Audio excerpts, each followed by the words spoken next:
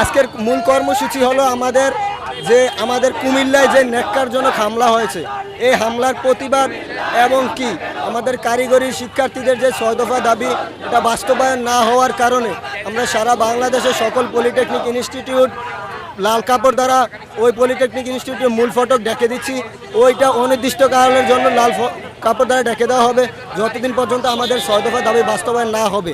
তার পাশাপাশি তৎকালীন ফ্যাসিস্ট সরকার আমাদের কারিগরি সেক্টরে যে বৈষম্য তৈরি করেছে, সেই বৈষম্য দূরীকরণে আমরা সারা বাংলাদেশে প্লে কার্ড নিয়ে শান্তিপূর্ণভাবে মহাসড়ক এবং গুরুত্বপূর্ণ স্থানে দাঁড়িয়ে এর তীব্র প্রতিবাদ জানাই যে আমাদের 6 দফা দাবি যতদিন বাস্তবায়ন না হয় ততদিন পর্যন্ত আমাদের এই কর্মসূচি চলতে থাকবে।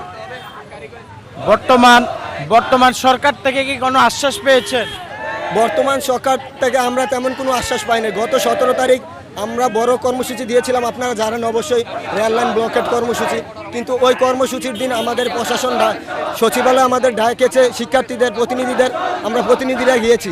সেখানে কথা ছিল যে শিক্ষা উপদেষ্টা এবং কি আমাদের সচিব থাকবে, কিন্তু সেখানে কেউ ছিল না। সেখানে অতিরিক্ত সচিব ছিল, তারা আমাদের এসি রুমে নিয়ে আমাদের সাথে নাটক করেছে, আমাদেরকেও তারা অপমানিত করেছে টোটালি। কারণ ওখানে যারা উপস্থিত থাকার কথা তারা কেউ ছিলই না।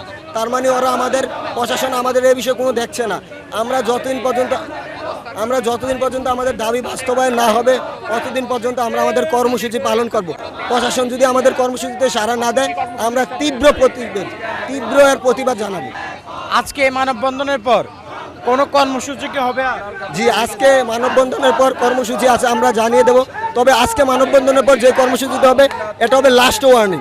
তারপরে আমরা আর কোনো সুযোগ দেব না। তারপরে আমরা কঠোর কর্মসূচি যেতে বাধ্য হব আগামীকালকের কর্মসূচির পরে। যেহেতু আগামীকালকে একটা বন্ধ আছে, সরকারি বন্ধ, তাই আমরা বন্ধনের কর্মসূচিতে যেতে পারছি না। তার কারণে সোমবার আমরা কঠোর কর্মসূচিতে যাব।